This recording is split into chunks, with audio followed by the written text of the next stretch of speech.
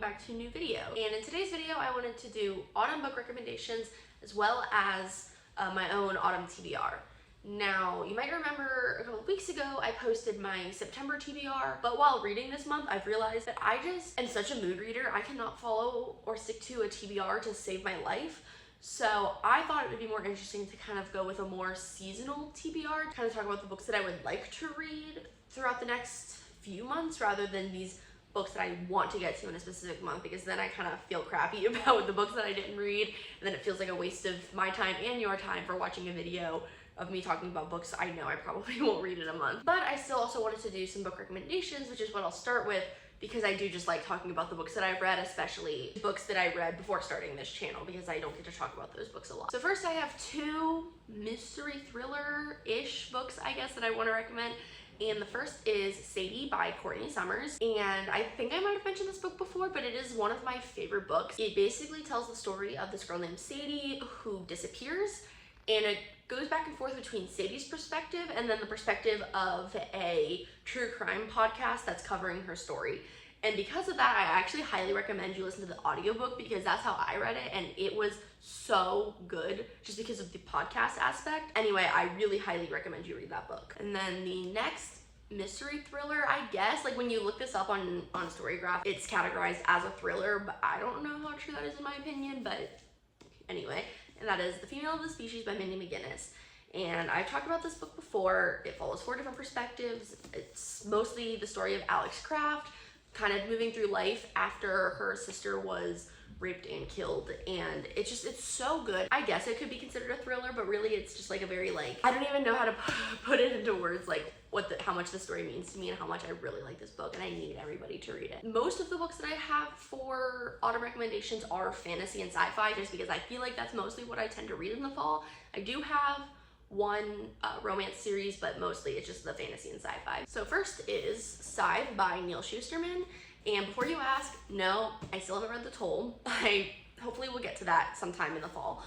But I have raved about this series a ton on my YouTube channel so far, so I don't think I really need to get into it. But I don't even think it's set in like the fall time or anything, but just it really gives fall vibes to me. I don't know what it is, but I really highly recommend it. And then the next book is The Hazel Wood by Melissa Albert. And it's been a while since I've read this book, but I do remember it was very like fall-y in terms of the atmosphere. It takes place in like forest, hence the name, The Hazel Wood.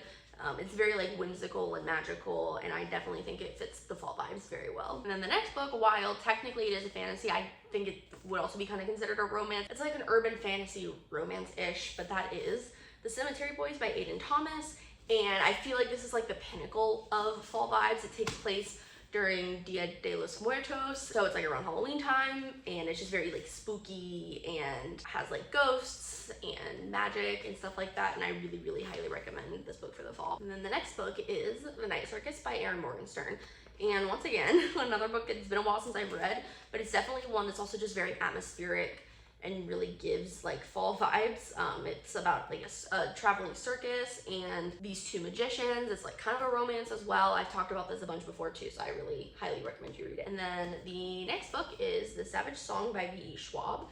And again, I don't know if it's really taking place in the fall. Most of these books, I don't really know the season, but they just really give fall vibes. This has like monsters and a really good friendship that I really like, and I definitely think this would be a perfect book to read in the fall. And then the next book by the same author is The Darkest Shade of Magic. And once again, very like fall vibes. I don't know what it is. So many fantasy books that I read really give the fall energy, and I just really think that these books would be really, really good to read during the fall time. And then the next two are books that I do not own, but the first one is The Raven Boys by Maggie Stiefvater. And this one I do think takes place during the fall, because I'm pretty sure that at least the first book in the series is during like the school year, so I'm pretty sure that it takes place in the fall. But I love that series, and I actually want to reread it soon. It makes really good audiobooks as well if you're into reading audiobooks. It's kind of an urban fantasy. I don't really know how to explain the plot of it, because I don't even really know what the plot of it was. I just know that I loved that series when I read it in high school. And then the last fantasy is Heartless by Marissa Meyer, and that is a like Queen of Hearts retelling. It kind of tells the story of how the Queen of Hearts came to be from the Alice in Wonderland story, and I really loved that book, and it definitely has fall energy. I feel like even just the original Alice in Wonderland is very fall vibey, and so any kind of retelling like that would probably also kind of have the same thing, so I highly recommend that one as well. And then the only contemporary romance book / series that I have on this list is The Edens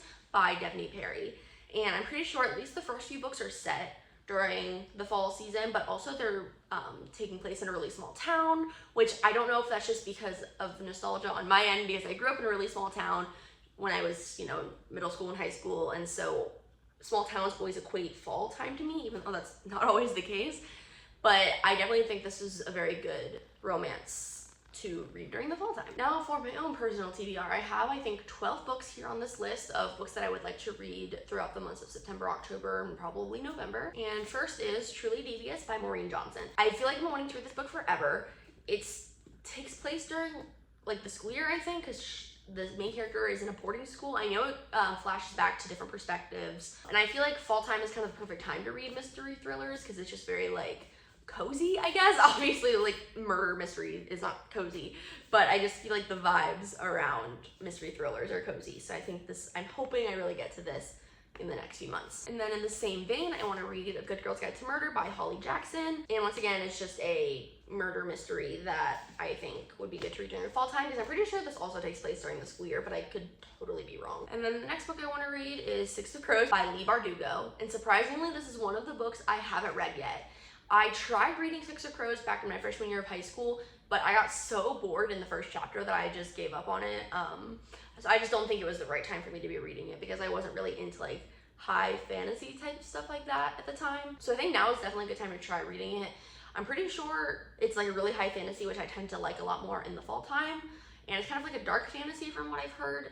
And I know it follows like a heist, and there is, I think, like slow burn romance, like lots of things that I know I enjoy, that I think I will enjoy this duology. So I really want to get to that in the next few months. And then the next book is The Diviners by Libba Bray. And this is a book that's been on my TBR for as long as I can remember. I know it's kind of like a time travel, or I guess I don't know. I'm pretty sure it's like a time travel thing. Maybe historical a little bit, which kind of gives fall to me, so I definitely want to try to read this in the fall. Next is Serpent Dove by Shelby Mahern, and I'm pretty sure this has like witches and witch hunters falling in love, which definitely is very fall to me, but something about just like the cover and the witch vibes scream fall to me. And then the next two books that I want to read in the fall season are by the same author, and that is The Invisible Life of Addie LaRue and Gallant, both by V.E. Schwab.